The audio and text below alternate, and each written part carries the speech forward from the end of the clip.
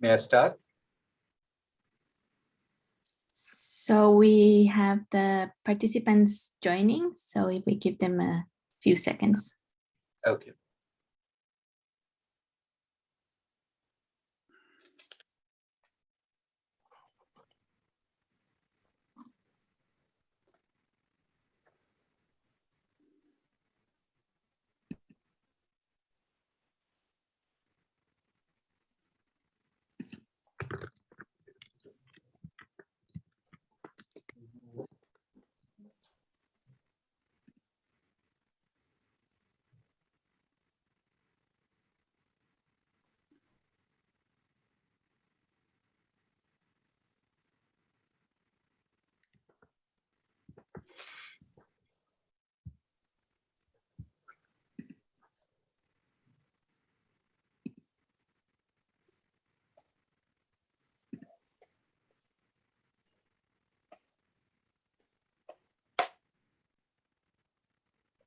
Okay. So, good morning, good afternoon, good evening to all the participants at this inaugural session of the Southern Voice third research conference. I really regret that we are all joining today, not in person, but virtually. But I hope and pray that this technological, new medium will not hinder us to having a good discussions and to probe new areas to find solutions for this very, very troubled world. I really want to thank all the participants who have joined us today. I see more than 70 already over here. You are all welcome to put in your questions in the chat box. We will collect them, and if possible, we will share them with the panelists, and then we will also get a chance to open up the floor for one or two questions, maybe if time permits. Colleagues, friends, today we have an extraordinary panel with us, a panel which is possibly most competent in terms of shedding light, making sense, and also giving us a pathway for the future. So let me mention that with us at this moment, we have the former Prime Minister of the Kingdom of Bhutan, His Excellency Jigme Thinley. He will be our first speaker. I will introduce him further as we speak. I will hold the introduction for the speakers when they take the floor. We have Dr. Volker Türk. He is the Assistant Secretary General at the Executive Office of the Secretary General of the United Nations. We have with us Honorable Ragnheiður Árnadóttir. She has recently taken over the mantle of the Director of the OECD Development Center, in a center of excellence for all of us. We appreciate the role she would be playing and already doing it all over there. She will be there. And we have a good friend, Dr. Yose Rizal Damuri from Indonesia, another professional of high repute in the CSIS, and will be talking to us about many things, definitely about T20. So colleagues, without much ado, I just wanted to mention that the coronavirus, the pandemic, really opened up a totally new territory for knowledge, information, and discourse. It definitely unfolded or exposed all the pre-existing vulnerabilities which were afflicting the world and nations and regions also. We have seen that those people who have been left behind historically, traditionally, they have been affected disproportionately more than others. But at the same time, we have seen new forms of vulnerability, the new poor, which have emerged not only in the developing countries, but also in the developed countries as well. So we are seeing at this a world which is now combating the possibility or trying to put together a recovery package which will take us to a new equilibrium, which equilibrium will be much better than before. So that is what we have been called as building back better. But at the same time, we have seen that along with the development challenges, there are a number of other issues which are really holding back the global community and the region and the countries to take the put in the full efforts in this case. There are regional conflicts, There are also strifes and various kinds of tensions going on, cross-border issues across the continents. We are seeing the climate issue very much haunting us. We are also seeing uncontrolled migration, cross-border migrations of various orders. So the peacekeeping, stability, security, all these issues and humanitarian challenges got intertwined with the development challenges in the modern world. So to look at this very, very troubled context and to tell us what exactly we should be focusing on and what should be the global leaders should be doing, we have this fantastic panel. I'm so happy I can only introduce them and answers will come from them. That's my good luck in that way. To start, let me invite His Excellency Jigme Thinley. Jigme Thinley had been the first democratically elected Prime Minister of the Kingdom of Bhutan. He has an extraordinary, I think, biography in that sense. He had been the foreign minister. He had been also he had been at the same time the home minister. He had been an ambassador to New York, and he has chaired many commissions within Bhutan. But at this moment, I want to recognize him as the chairman of the Bhutan Institute or Bhutan Center for Gross National Happiness. We all know that is Bhutan's contribution to the SDGs in many ways. So Honorable Jigme Thinley, may I welcome you once again and request you to take us through in this very, very clouded and convoluted, the world which we are living in, trying to recover from COVID. How optimistic are you about the recovery? What are the challenges do you think? And this building back better, the slogan which we have, the tagline which we have absorbed or we have adopted, how realistic they are and what time frame we are talking about? Honorable Jigme Thinley. My greetings to all, and thank you for the very kind introduction. I must, however, clarify that I'm no longer the president of the Center for Bhutan Studies, something that I held several years ago. Well, it is a pleasure for me to be representing the Club of Madrid at this conference, organized by the Southern Voice Network, whose influential work we deeply appreciate and with whom we have collaborated in the past. Before I even speak about what I think of the post-COVID world would look like, I must share my concern that great uncertainty prevails as to when this protracted pandemic will end. The only way we can hope to look forward to a post-COVID world is when humanity begins to act collectively as a single society within one indivisible epidemiological space, in which this or any other new infectious disease could assume pandemic proportions, as indeed we have seen. So far, I do not see this happening. In the meanwhile, both the rich countries and vaccine producers are reneging on the morally correct pledges and promises they have made to supply vaccines through COVAX and directly to low and middle income countries. It seems inevitable that LMICs remain fertile breeding grounds for new and more virulent strains against which even repeated booster shots may not be enough, and the dream of global herd immunity may not be realized. In light of the foregoing, I must stress that the global South must not shift its priority from what needs to be done in the current pandemic-stricken world, so that a post-COVID world may indeed materialize in the foreseeable future. It is imperative that the rich global North is fully committed to the full vaccination of at least 70% of global population by mid-2022, as recommended by the WHO. On our part, we must maintain relentless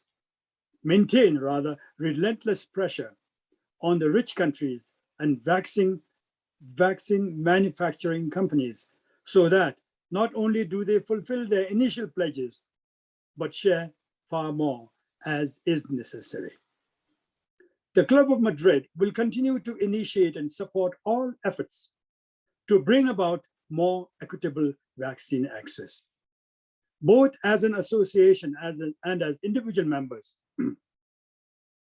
We have led and participated in many campaigns, including interaction with leaders of the EU and G20, urging them toward vaccine equity. It is in continuation of these efforts that I would like to highlight today the criticality of the following. One, fulfillment of the initial pledges made by leading countries in the North. Two, holding accountable and taking to task, now or in the future, pharmaceutical companies for refusal to fulfill their share of pledges and to increase production under various pretexts. While the global North is disinclined to act in this regard, the low and middle income countries must bring to bear their enormous collective weight. Three, immediate commissioning of an intergovernmental study supported by independent scholars on the feasibility and financing of a substantially enhanced virology R&D capacity within WHO to develop and commission vaccine production. At the same time, exploration of the possibility of legally binding instruments that will require pharmaceutical companies, to deposit their patents with the WHO so that, under reasonable terms, liberal production may be permitted jointly and with joint control during extraordinary times. Number four, provision of technical and logistical support to low and middle income countries, especially in Africa, that do not have the minimum capacity to inoculate their populations. Now, coming to the post-COVID world, it does not appear to be one that will enjoy greater peace, cooperation, human well-being, and happiness. It does not seem that humanity has been adequately shocked and pained into becoming wiser or even saner. This is based on the trends I see. While society may have gained control over the particular disease, it may not be long before pharmaceutical companies could be gifted with yet another windfall. And the equally pertinent ongoing COP26 seem headed to end with pledges and agreements that are far from the urgent, bold, and fundamentally life-altering decisions that need to be taken. Failure to do so will further accelerate the deterioration and final collapse of the life-supporting ecosystem that has already been highly destabilized. Quite clearly, the post-COVID world will still be climate stressed and with even more extreme weather events and catastrophes to hinder the recovery process. On the positive side, most countries will be better prepared on account of practical lessons learned. This pandemic, SARS, and the frequent disasters have inspired and compelled social, cultural, and institutional arrangements and practices that have already enhanced human resilience. We are already seeing considerable improvement in capacities for risk anticipation, preparedness, response, recovery, and rehabilitation. Countries and communities have learned from each other, and useful policy and legal measures will continue to be incorporated and improved. Multilaterally too, we will be better prepared with continually improving technological support. In this sense, the post-COVID world, the future, will witness the process of building back better. However, the process will be challenged and constrained by resource limitations, especially in the low and middle income countries, where poverty levels have deepened and infrastructures have been damaged by natural disasters. It is in this regard that the Southern voice will need to be louder, more convincing and persuasive than the feeble voice that it is. The scholars and thinkers of the Southern Voice Network indeed have even greater role in empowering the developing countries. Thank you. Excellency, thank you very much for that. I would say wide-ranging and a very thought-provoking and a deep insightful intervention. We couldn't have and got a better opening speaker other than you, sir. And I'm really impressed by the way you have articulated and structured the whole thing, starting from the point of the life of uncertainty we currently live in, and then focusing on the vaccination issue, vaccination and vaccine, and the emphasis on the low middle income countries or low income countries over there, and your suggestions regarding the about the enhancing or boosting the manufacturing capacities and their utilization, about the WHO's capacity issue, the intellectual property right issues, and obviously the challenges and the climate concern which you have introduced, and the challenges and the constraints which we face while building back better.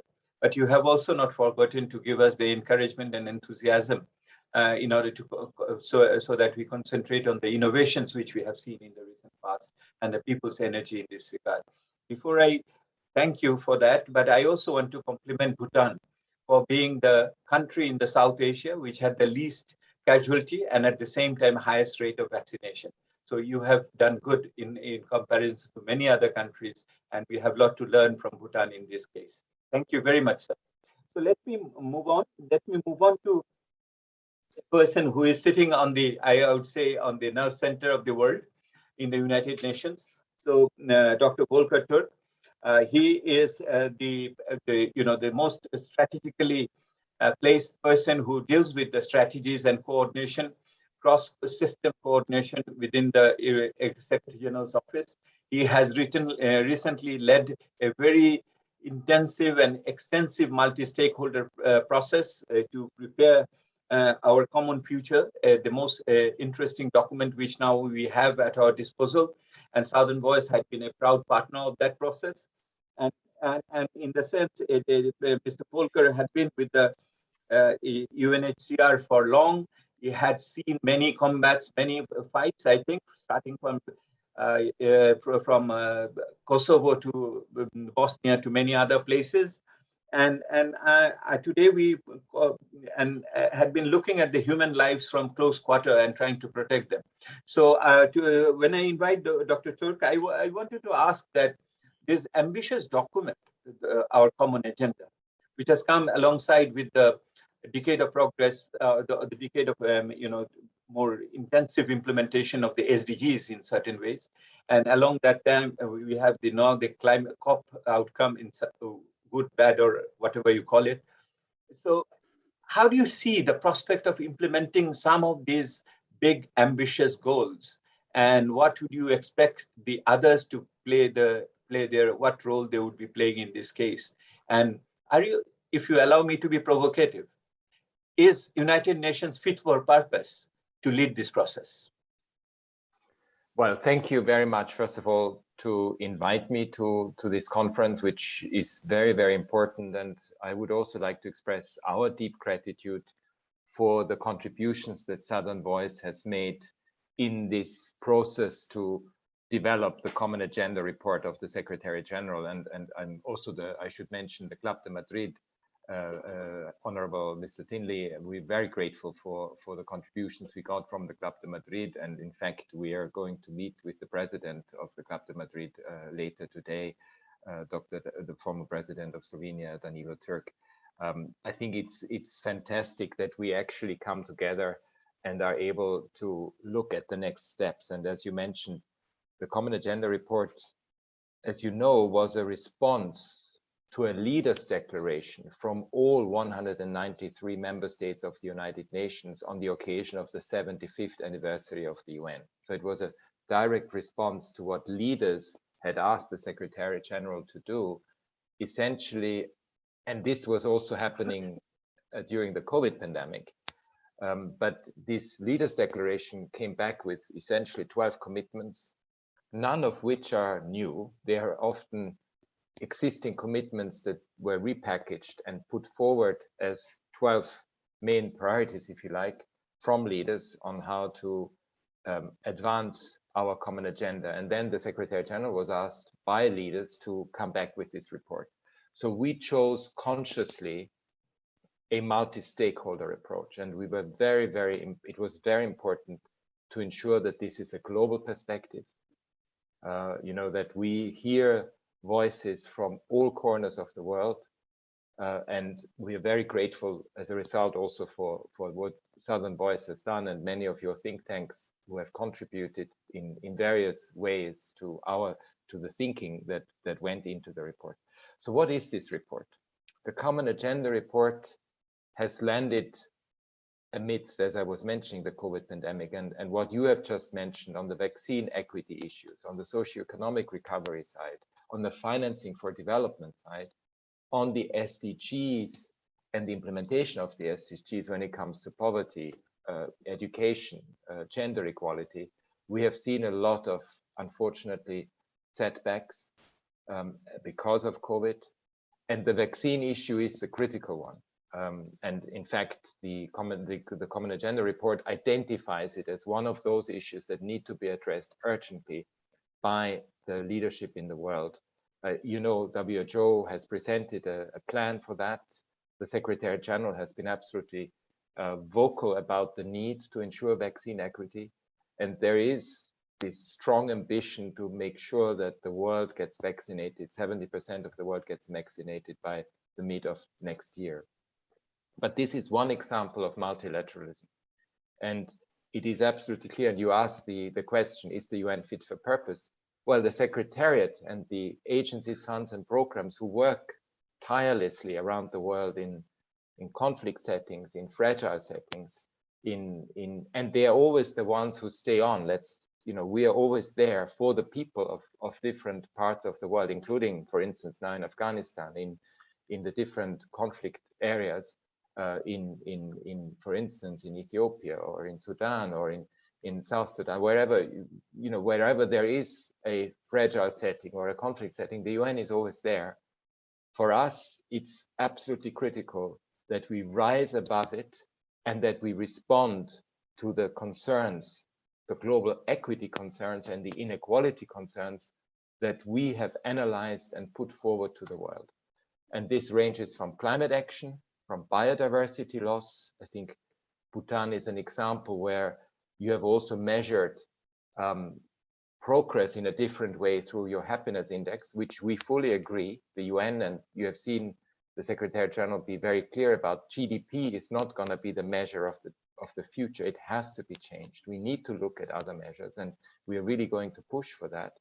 So it is for us very important that within the Secretariat, within the agencies, funds, and programs, there is a huge enthusiasm about this report and how we can advance it. Obviously, there is the other dimension of member states, and we need to make sure that member states are on board. There's a lot of enthusiasm among many member states, but this is always a difficult process because it goes into essentially the politics and the dynamics of member states. And we hope very much that a lot of the proposals and recommendations are taken further forward, because it brings us to a more united world that addresses the challenges that we all face. And the virus has made that very clear. We are all interdependent. The virus doesn't make a distinction between global north and global south. We are in the same boat on this. We all need to address it collectively, and we need to master the challenges in a way that advances what is about us as a common humanity. So the UN stands for it. These are the fundamental values of the UN. And with this report, which, as you know, is very provocative in many ways by advancing these themes, is so important for us. Over to you. Thank you, Dr. Türk. Thank you. I do appreciate your, both your very insightful expose and also your candor at the same time. When you say the United Nations is ready, fit for purpose, or at least poised to do the needful, I hope and pray that all the member states are also coming together in order to provide support to the Secretariat in this case. And your identification of the challenges are quite to the point. And I'm not going to repeat them. But coming from you, it gives us a much more confidence about the way we look at the world in this moment. And you very much know that we all look up to the UN for the leadership in this case, which may not be coming always, but we know the problems and challenges in this case. The moral position is there. But dear participants, I have the the unique privilege of calling upon a person who is a politician of her own repute. She had been the minister in Iceland. She had been a long-standing ranking member of the Parliament of Iceland. She was active as an international trade expert and also taking up issues with the NATO on behalf of her country. And very recently, she has taken over the mantle of the directorship of one of the most eminent centers of excellence in the world, OECD Development Center. Colleagues, by now you know I had been talking about Madam Ragnheiður Elín Árnadóttir, and that's the best I could do at this moment, but I will get used to it as we talk more and more together. And the issue to you, Madam Árnadóttir, that we know the expectation, the ambitions, and etc. But we have seen in the world that the ODA, the overseas development, the official development assistance going down, market barriers coming out, the climate confusion is there, and the migration has also dampened the spirit in certain ways in Europe. And we are also not, unaware about the challenge or the tensions which are going on within the European Union, even beyond Brexit. So in this case, what role can we expect from the OECD countries? Particularly you being sitting in an organization which is not necessarily DAC, the donor organization. So more from the intellectual point of view on evidence-based approach, should we be tempering or restricting our ambition or the inputs, what is expected from the OECD countries in the achieving our common future? Thank you very much, dear chair, dear panelists and esteemed guests. First of all, thank you for this lovely introduction, and I want to thank Southern Voice and the chair. And now I will try my best to pronounce your name, Debapriya Bhattacharya. Much better than I did. No, you did well. Who I have been told by my team at the Development Center of the OECD is a great friend of the Development Center. And I want to thank all of you for the invitation to this event. I'm very pleased to be here to have the chance to contribute to this discussion on how to build a more just, equitable, and sustainable post-COVID world. I feel very humble coming after the distinguished speakers already. And I'm very glad that you, for the question that you asked, Mr. Chair, because the Development Center and our members are putting particular efforts into thinking what could be a new deal for development in support of developing countries through the recovery. We are, as was also well framed in your question, we are in a crucial moment right now, and we have the opportunity to embark on a new, just and sustainable development model with a new emphasis on enhancing the resilience of countries and communities against the systemic shock of different nature. How we approach the shared challenges will be an important test for all of us. As the Prime Minister described well here before me, the COVID-19 crisis has revealed that most development challenges today are global. We have, for instance, the aforementioned vaccination divide. The vaccination rate is currently below 5% in low-income countries compared to 58% for the advanced economies.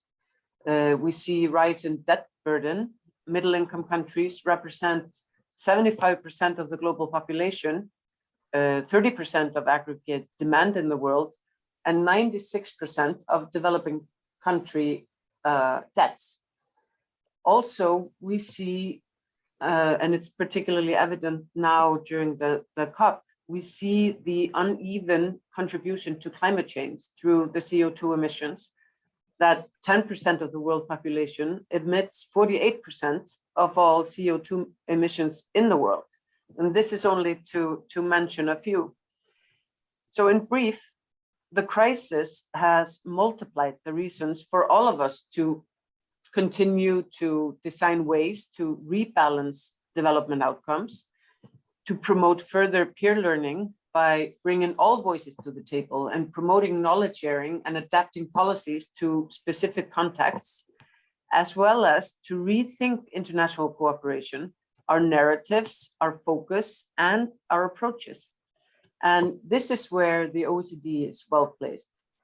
We see recent achievements that we are very proud of that have led to a common framework with the BEPS, which is the abbreviation for the domestic tax base erosion and profit shifting. That common framework, for instance, for a minimum tax of 15% for digital multinationals, which is a very important step in the right direction.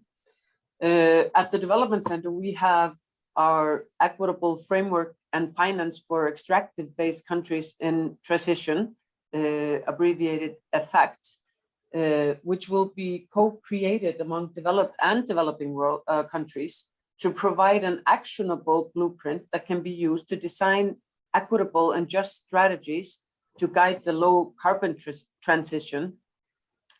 Finally, our development and transition framework will continue advocating for the multidimensionality of development, underlining the pitfalls in the international cooperation system and finding new ways and options for measuring development that would better guide international efforts. Let me just conclude by saying that the challenge for the global community and for think tanks is both to recognize a shared responsibility, as well as to set up mechanisms that enable international cooperation on the one hand, to solve the short-term issues from the crisis, but on the other hand, to be a game changer for transforming the foundations of development in the long term. So this is what I wanted to say here in the beginning. Again, thank you, and I look forward to the rest of the discussion. Thank you very much, Madam Árnadóttir.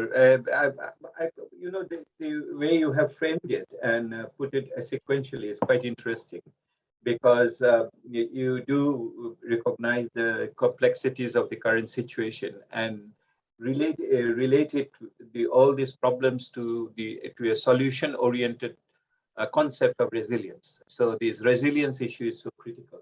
How we define it, that says a different matter, but the resilience issue is very, very important. And when you mentioned that the issue of BEPS, the 15% minimum taxation for the international companies, this is a historic achievement, because decades of work has gone into it, analytical work, empirical work, and also the advocacy, work into it. So that finally it has come into existence. It's a great achievement in terms of both the policy world and the knowledge world, I think so.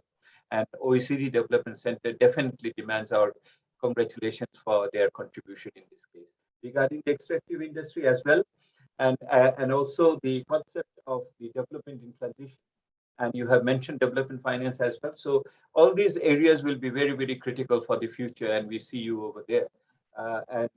We do recognize that the intellectual approach and the political approach may not converge always properly, but we know that effort to bridge them is very much there. Thank you very much once again. And let me move on to our possibly one of the star speakers which we have and we held till the end. Dr. Damuri, you will recognize that we have been holding you back because you will give us the best fireworks today in this panel. Because you have been a professional of high esteem as the head of the Department of Economics in the Center for Strategic and International Studies in Indonesia. Indonesia is going to host the G20 next time around after Italy, and you have been very much active on the think tank network of the G20, which is popularly known as T20. So that is being there, and as a teacher, as a researcher, and as a policy activist, you are going to really advise us today. What role do you see for the Global South in this case? Because T20 does not include the least developed countries, it includes the emerging southern countries. So Right. there is an expectation from the low-income countries and low-middle-income countries towards this, the emerging South, to provide the leadership and the support and guidance in this case and solidarity. So what do you think? Are the southern countries within G20 have been co-opted, or they are being trying to give more independent line of shaping their policy? Please. Okay. Yeah. Thank you. Thank you very much, Dr. Bhattacharya.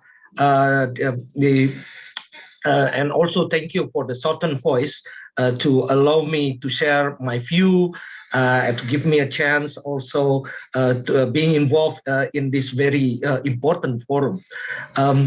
Perhaps I would like to highlight your questions on the rules of emerging South in this recovery. Actually, by citing some predicted number coming from the latest IMF economic outlook. With the current trend, the advanced economies actually is predicted to reach the pre-pandemic trend by 2022, just 1 year from now. While it would take much longer for the emerging economies and developing countries to get back to their pandemic trend. So not to mention about other less developed countries, it would take very long time to go back to their pre-pandemic situations. And it shows against the situations that already being discussed by other speakers, that the socio-economic recovery remain to be uncertain for many countries in the South, and that makes the recovery being uneven, where the situation is getting better only in some part of the world. And as we know, this uneven recovery actually carry bigger dangers to the prospects of global recovery. It would increase the risk of to the financial and monetary aspects. The things that we so far we managed to isolate the crisis into the real sectors and did not really have a significant impact to the financial monetary sector. But with this uneven recovery, the risk from financial and monetary shocks becomes even much greater. It's also already disrupted supply chain in many areas. And more importantly, of course, it would leave billions of people in those developing and less developed countries in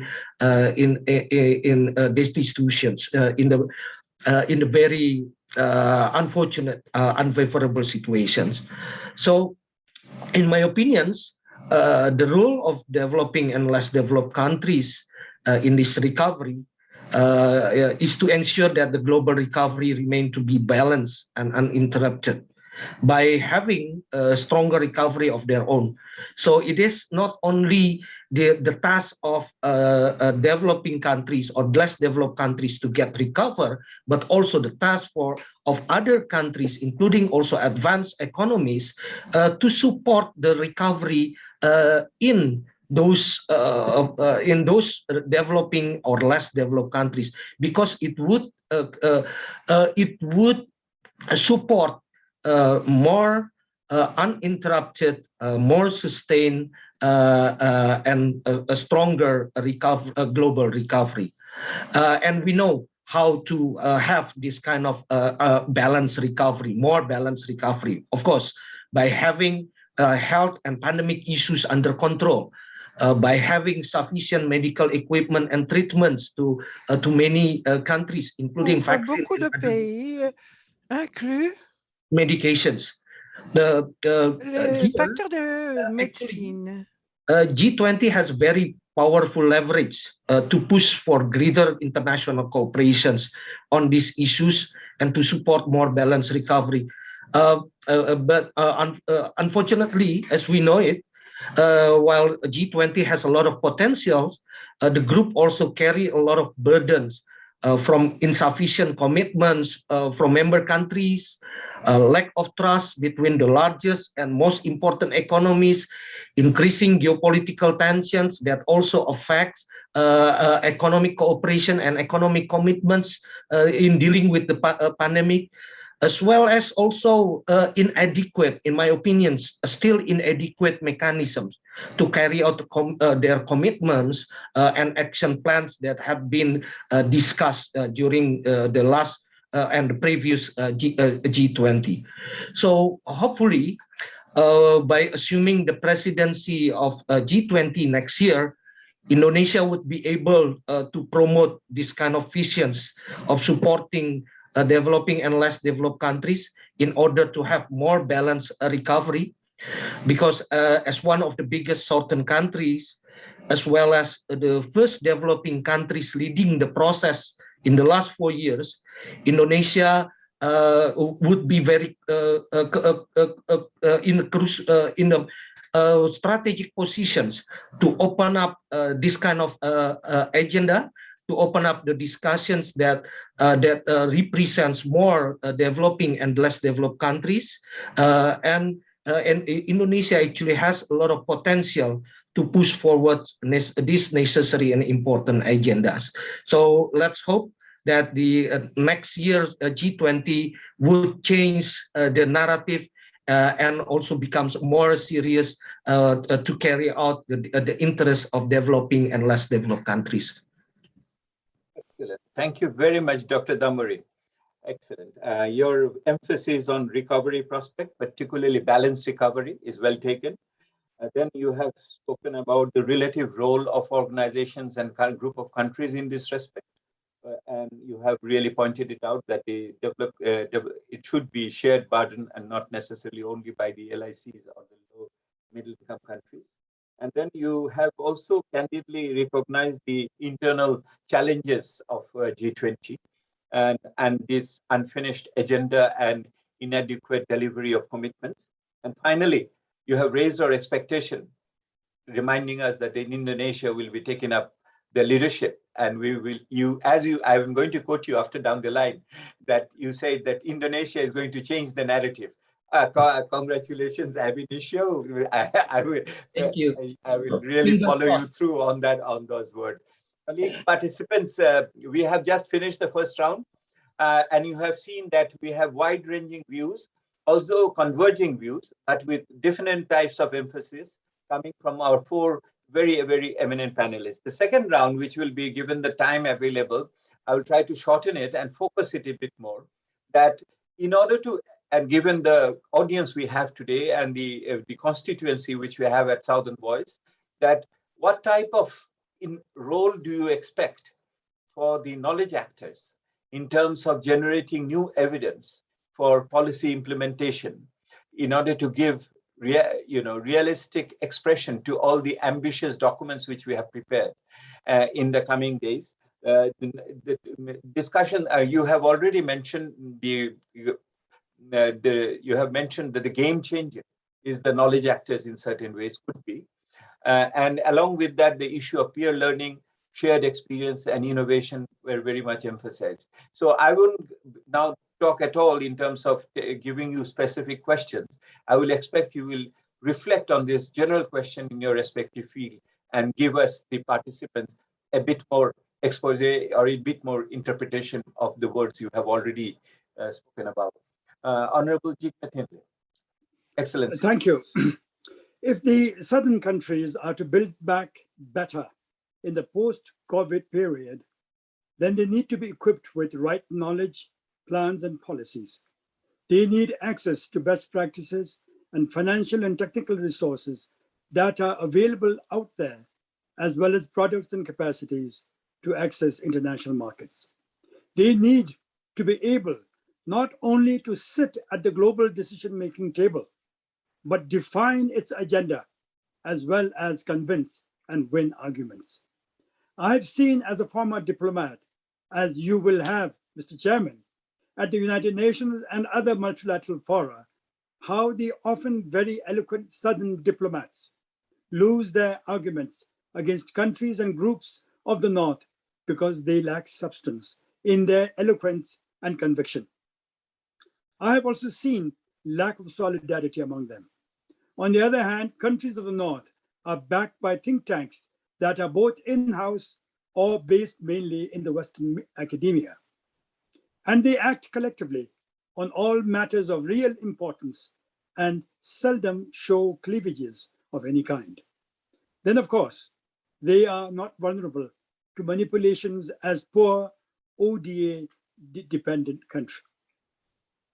It gives me tremendous satisfaction to note that the work of the Southern Voice Network, even as you have already made your mark, I have no doubt that you, the Southern Network, will play a very significant part in meeting the knowledge deficiency in the making of Southern policies and plans and in the articulation of winning arguments and in gaining support in the international fora. On behalf of the Club of Madrid, which is the foremost advocate of the concept of shared societies, my appeal to you is that in all your work, you, the scholars and thinkers of the South, do not compromise principles and values of democracy in your work. In your promotion of ideas and best practices for BBB, you must ensure that one outcome must be greater transparency, accountability, and program effectiveness. Yet another suggestion I make is that even as there appears to be moral justification for the developing countries to tread the supposedly less expensive path of conventional development, you must endeavor to find the most ecologically sound, appropriate technology, and cost-effective pathways to growth and prosperity. My own country has proven that development need not come at the cost of ecological degradation. Commitment to promoting democratic responses and solutions to problems of the South, including emergency situations, is key to realizing the SDGs. Here it is imperative that countries that had to resort to legislation and regulations that limit fundamental rights or broaden state power during emergencies must be given reason and shown prudence in their withdrawal and in the inclusion of sunset clauses for such in their national legislations. Towards ensuring inclusive representation in decision-making processes, I believe the Southern Voice is in a position to research, innovate, and recommend the establishment of systems and funds to build capacities for civil society and voluntary organizations. Likewise, the network might advise ways and means to strengthen and establish capacities in local governments, large business entities, and education institutions, not only in facing emergencies, but in participating in the BBB process. In this regard, the necessity of establishing hierarchies of oversight and technical backstopping mechanisms cannot be understated. To this, I would add the need for practical ideas on strengthening South-South cooperation to a far higher degree than thus far. Finally, I believe it would be a worthwhile exercise to study why and how the media has become the least trusted actor in these times, and how particularly in the interest of Southern democracies and in times of crisis, its role is constructive and trust in it is rebuilt. Thank you. Thank you very much, Honorable Thinley. I will take these points just for ourselves, for my colleagues and members and partners, that when you say that we need to give us, we should not abandon principles and give substance to our knowledge system or our recommendations. I think it cannot be more correct in that way. So principles and substance in that way. And you have not forgotten to talk about that. For that, we need access to resources. And for that, we would need to create the capacities, and also not only to create the knowledge per se, but also to be trustworthy in the system. Thank you very much, Honorable Thinley. That was very, very good guidance for all of us in many ways. So let me move on.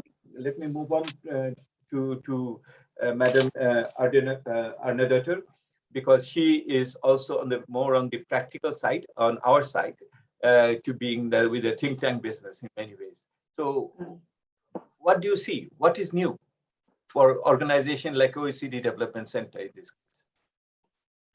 Well, I think that once we have a crisis in motion, turning it into an opportunity often requires new ways of seeing, thinking, and responding.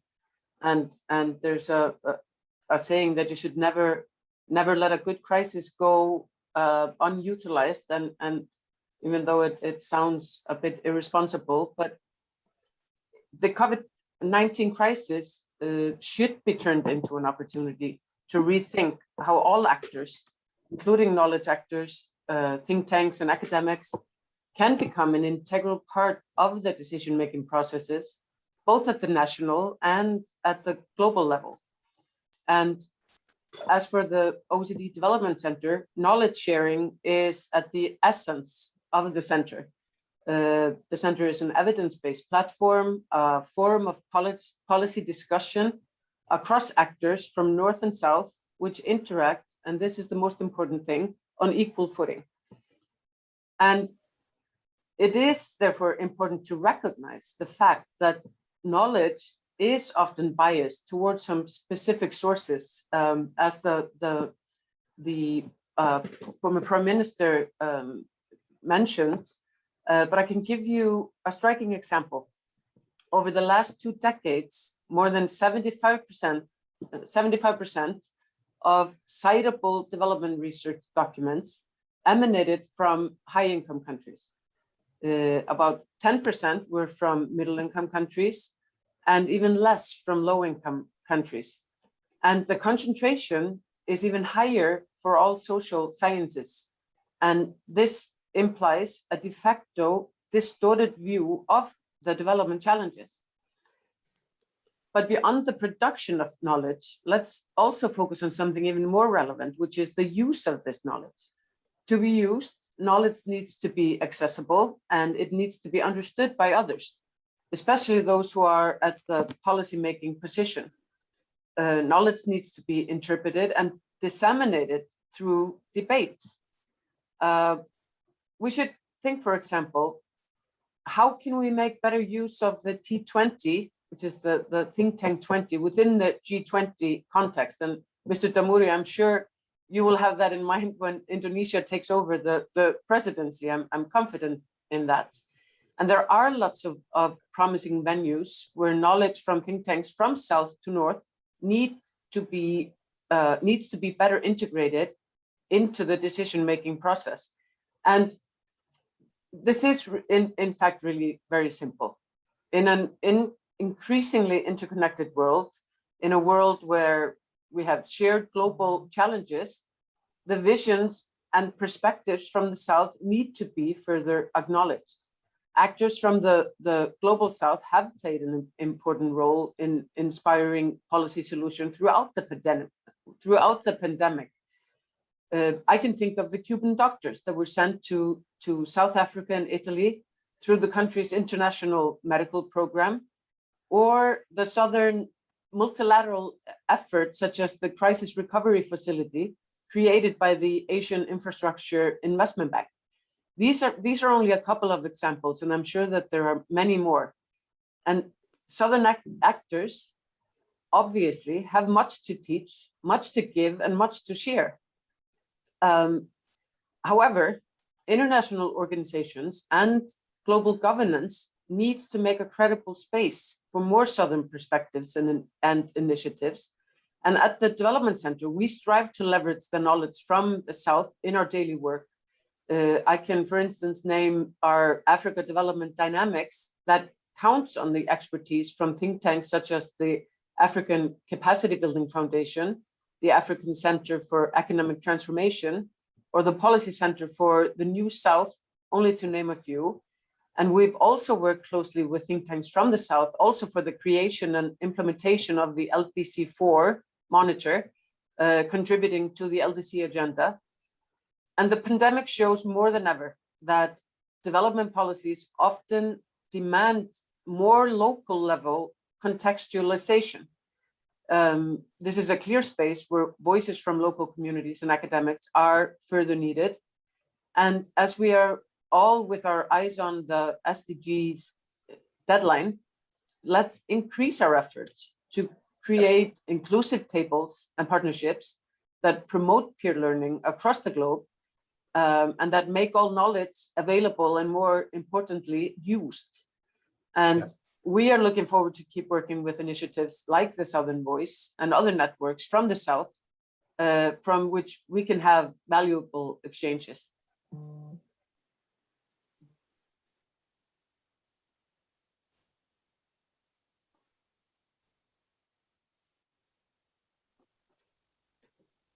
Yes, thank you. For a moment, we lost you. Thank you very much. I have kept Dr. Volker Türk waiting. He has to run to another meeting, I understand.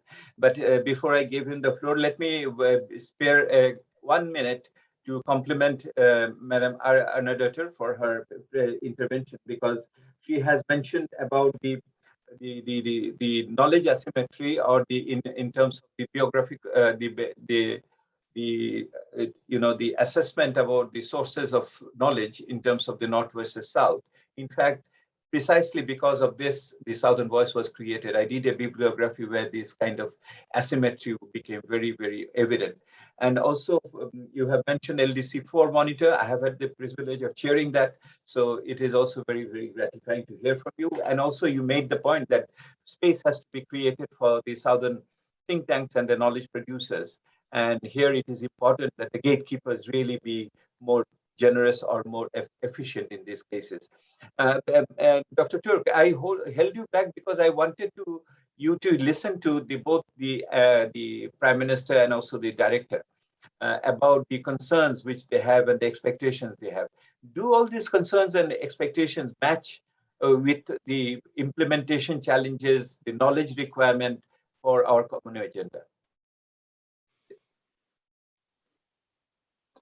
Yes, no, thank you very much. For us, this is obviously very, very important, because if I can say, if one looks at your network and some of the other universities, think tanks that are in the Global South, what we particularly appreciate and welcome is the freshness, is the creativity, is the innovation spirit that we find in a lot of thinking, research, and so forth that is happening in your networks, in the think tanks from the Global South. So that freshness, that creativity, that spirit of innovation is what inspires and should also inspire much more the Global North. So I think that exchange with think tanks in the Global North, bringing in your voices and that spirit is going to be so incredibly important. The UN, as a global organization, obviously needs to be the bridge builder when it comes to that. And in a way, the Common Agenda is the platform upon which to do it, because the Common Agenda has about 90 recommendations to everyone. It foresees and strengthens very much this inclusivity, the networked multilateralism, and the participatory multilateralism. So when it comes to these 90 recommendations that are made, we obviously need a lot more evidence. Frankly, the UN sits on an enormous data set, a very rich data set. We have a new data strategy that these data need to be made available to all of you. And we're struggling very much to make sure that we communicate and analyze data better, because they will then help you also in your own research work, which is so important, and in your own thinking. And if I could just highlight a couple of priorities from our side where we are looking to you for thinking and freshness and innovation and that spirit that I've just mentioned, it's essentially around issues of transitioning from the current model, socioeconomic model, to one that is sustainable, greener, and is actually oriented towards a transition that actually ensures that we're not robbing the planet from its resources, but actually using and living with the planet in harmony and in peace. And I think that's really the picture, because I think in the whole discussion around climate change, and including on the adaptation climate financing, we see how important it is to accompany in the global south that transition to a much greener economy and socio-economic side as well. So that's one. The second is, and that's very much linked obviously to the sustainable development goals. The second is this mantra of leaving no one behind. A lot in the global south where the global north could benefit from learning is your strong emphasis on communities, social coherence, and a lot of fantastic examples that frankly we have sometimes lost in the global north when it comes to solidarity within populations and within segments of populations. At the same time, I think we also need that freshness of thinking when it comes to human rights. Very often it is seen as a global north thing, but of course it is not, we know that. But how do we make sure that the voices from the global south are heard when it comes to dealing with some of the human rights challenges, which go directly to this area of leaving no one behind, but also this area of social coherence and social cohesion. And the third one, and that's very much linked to, I think also what we have heard before, it's of course the whole financing question that we have heard from the previous speakers as well. And the measuring, the GDP, is that really adequate in today's world? Well, it's not. How do we replace it, or how do we complement it?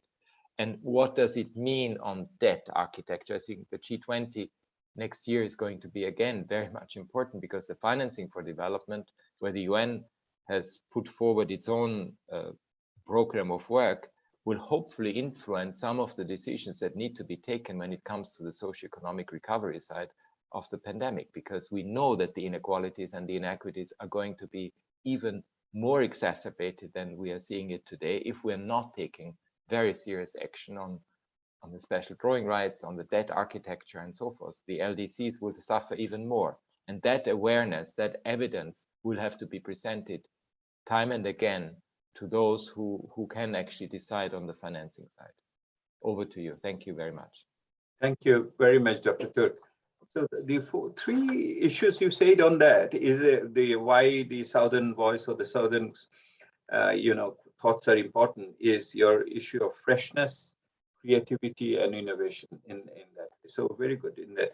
And I do like the way you have concluded that in terms of the new elements which we need to bring in on the transition to a new sustainable or inclusive society, and the role of human rights and the leaving no one behind. And now we are talking about pushing no one behind, and also the social cohesion, the solidarity issue, and the way you frame it, that how to bring in new evidence for doing that. Thank you very much for that excellent interpretation on this, the role of the Southern knowledge. Dr. Damuri, you have been listening to all of this, and you see that everybody has been talking about that it is a shared responsibility. It cannot be only the developing world delivering their part. We will be demanding that accountability is important. But what do you see that the emerging South doing on their part in these cases? Because during the COVID-19 experience, we have seen that the South was affected, but at the same time has performed tremendously well. They have become the pharmacy of the world. All the vaccines issues, when we talk about the South is one of the biggest suppliers of these vaccines in these cases. And also in terms of South-South cooperation being a part of the solutions in certain ways. And the leadership of G20 in that case is critical with the South in it. Over to you. Yeah. Let me also taking part, jump into the discussions on the experts and involvement on experts and intellectuals and scholars from the South and the North on these international policy discussions, because as others also already mentioned, it would be good to have more collaborations between the expert from the South and also from the Northern countries in order to enrich the discussions.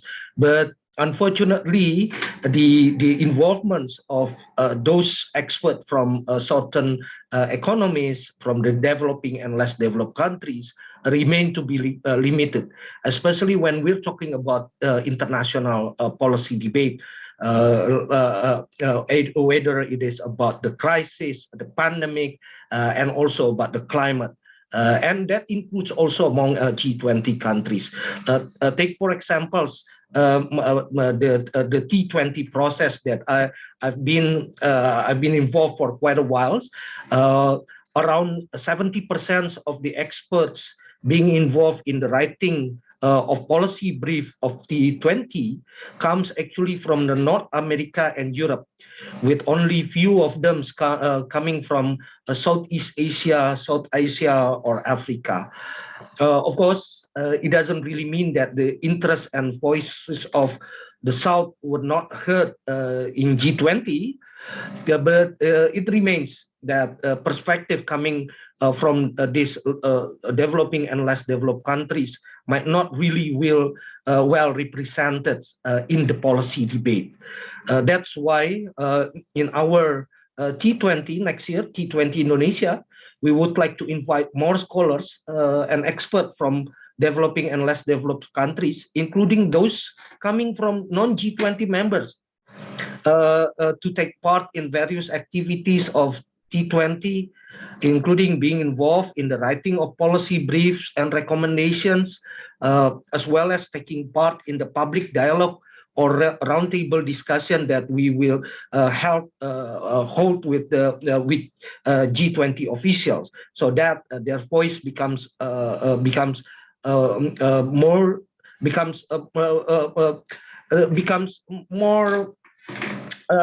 heard by the international policy officials, international policy making. Of course, this kind of platform or dialogue like this Southern Voice need to be built. Exchange of informations like the previous speakers already mentioned, and exchange of knowledge need also to be intensified. And I also would like to highlight the role of technology that actually can facilitate this exchange of informations.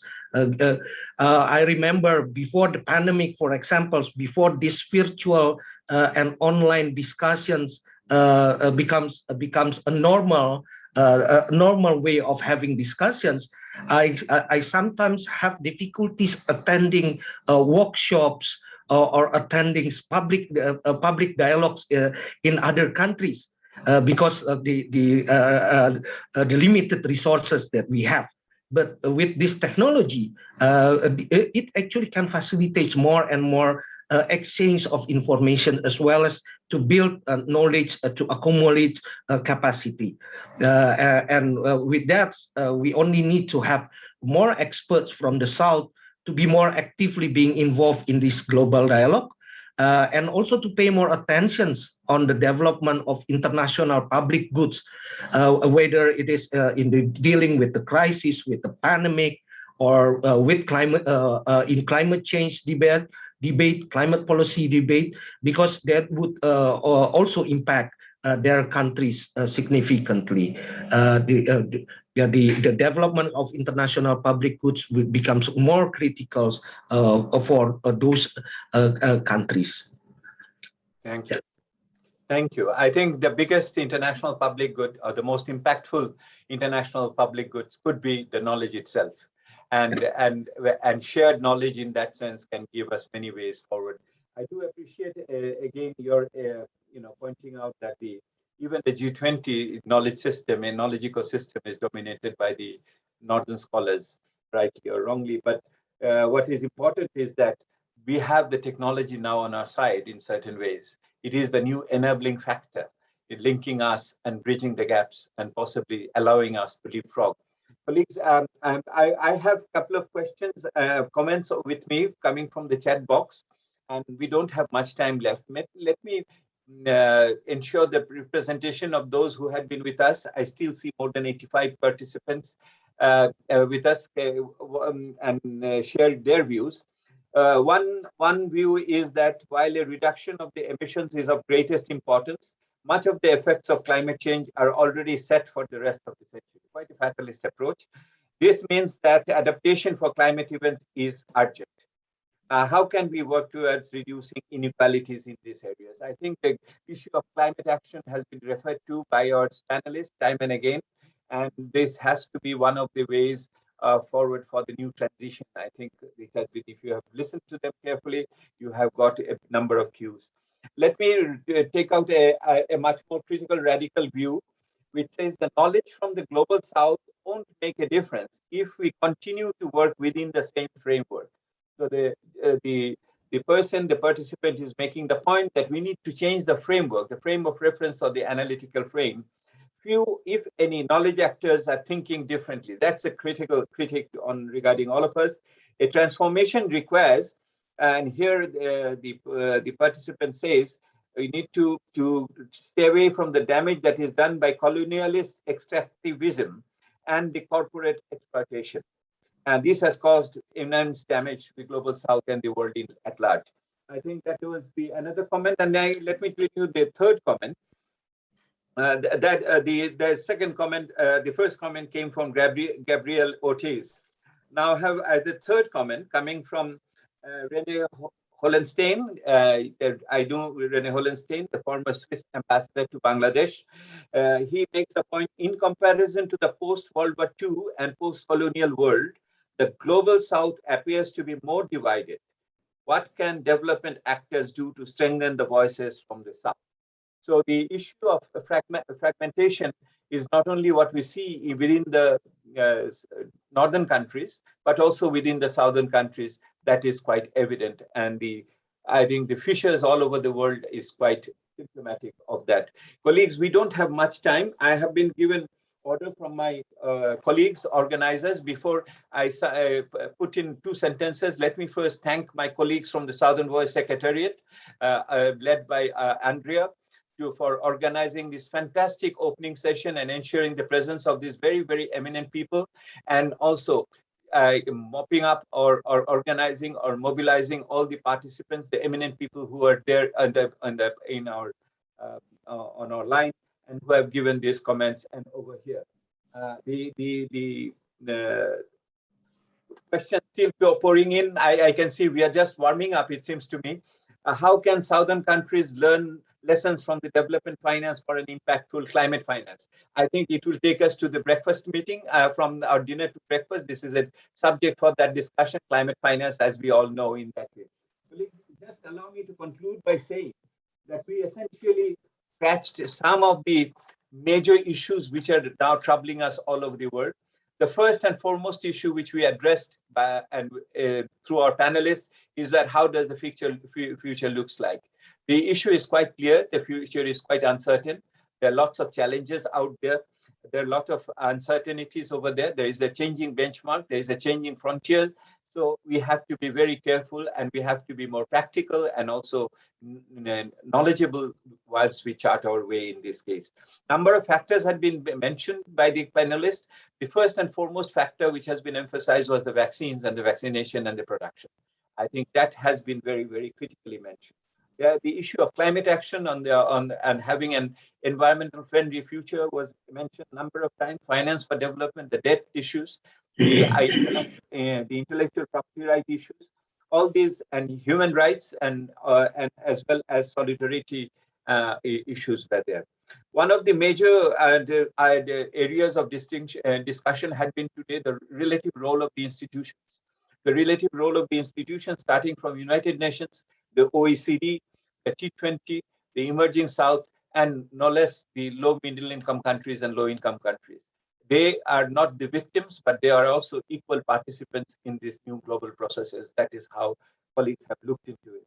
As an outcome, colleagues have supported, the panelists have supported a new development transition to a new economic and social order, which will be climatically friendly, socially equitable, and economically more prosperous in that way.